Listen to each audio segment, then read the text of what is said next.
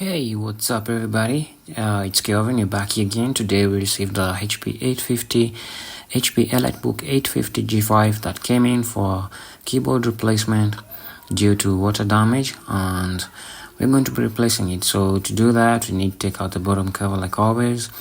With these Elitebook, since the screws that hold down the keyboard are down below, so we proceed to take out the bottom cover, take out all the screws. And remember that the screws for this panel don't come out, so whenever you open, don't try and pull them out.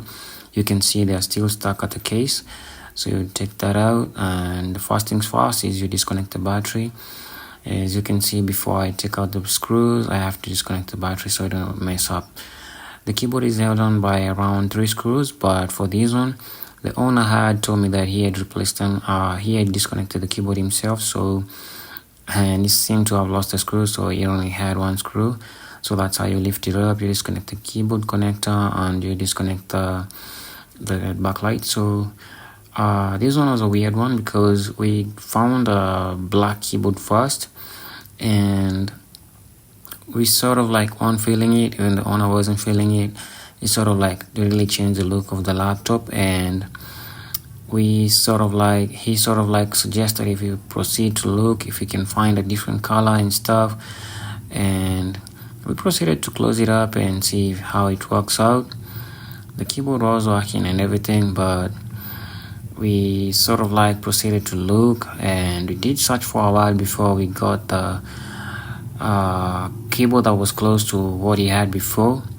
So as you can see, the keyboard was booting up quite fine. So in the end, we came back and found the keyboard that was close to what he had. There it is. The backlight is working fine. The keyboard was working fine and everything. So we proceeded to close it up. And we don't mind reading the job as long as the client is happy. That's what just most important thing to us. So we proceeded to close it up and fixing the screws and connecting back the battery and the bottom cover, a little bit of cleanup of dust, and we were done for the day. The keyboard was working fine and everything. So bring in your laptops for keyboard replacements, screen replacements.